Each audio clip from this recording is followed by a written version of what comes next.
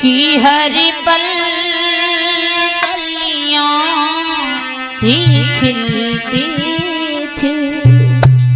जवाब दिया है, अब जब जब आंगन में आती थी कलियों की तरह खिलते चले आते थे। हर पल कलियां सी खिलती थी और जब जब आंगन में आती थी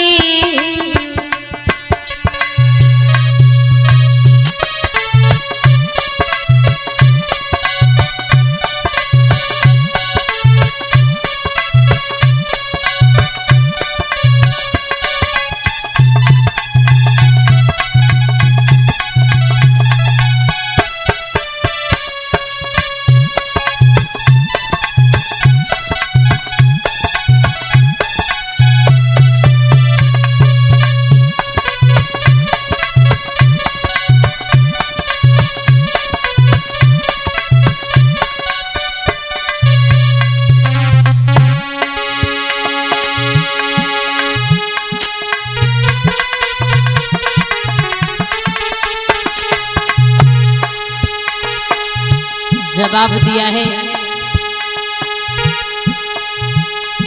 समझा करके बोली है रानी,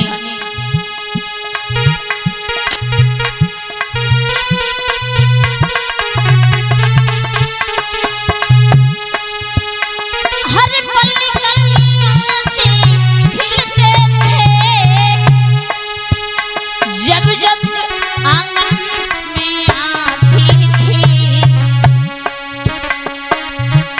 हर बात पे तुम मुस्कुराती थी, हर बात पे तुम मुस्कुराती थी। एक नया संदेश लाती थी।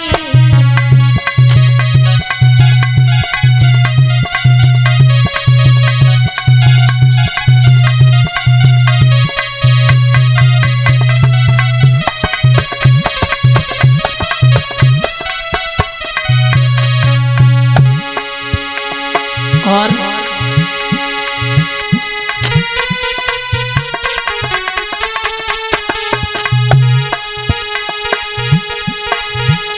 क्या भूखा संत गया दर से,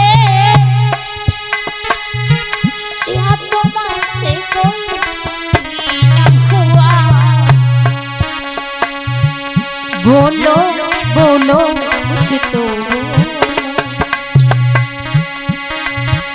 बोलो बोलो कुछ तो, क्यों चेहरा ये गमगीन हुआ।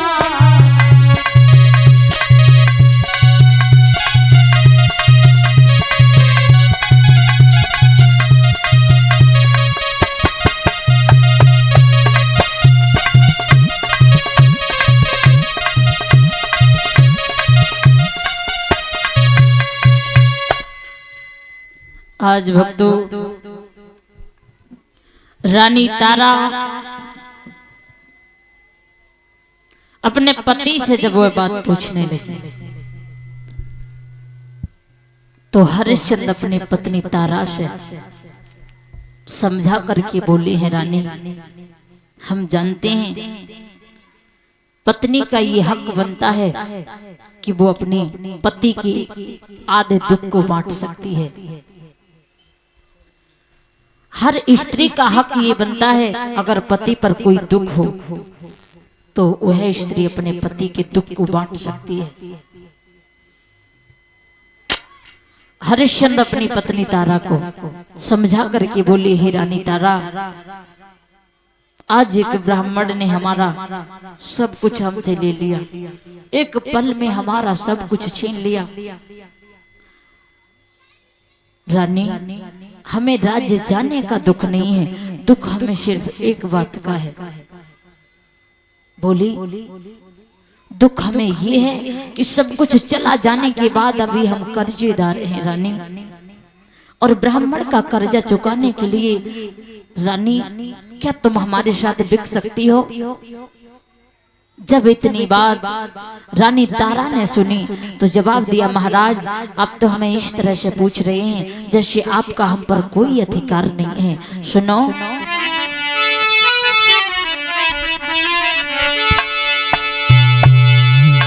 कि इस तन पर है अधिकार तुम्हें, और चाहिए जो दशा बनाई दीजिए, और बेचना कौन है बड़ी बात, टुकड़े टुकड़े करी पाई दीजिए।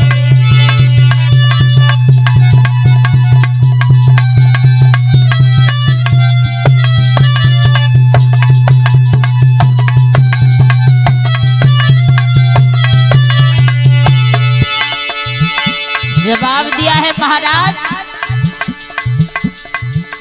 आप तो हमें इस तरह से पूछ रहे हैं जैसे आपका हम पर कोई हक नहीं है, कोई अधिकार नहीं है।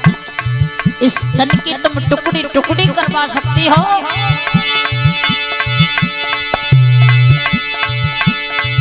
चलियो राजन जल्दी चलियो, तुम हमको प्रथम बेच लीजो,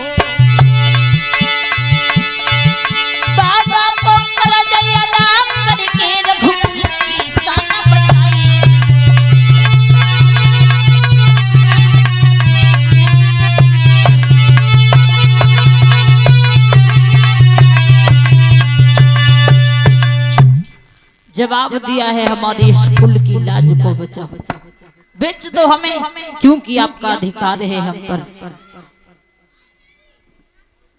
आज भक्तों,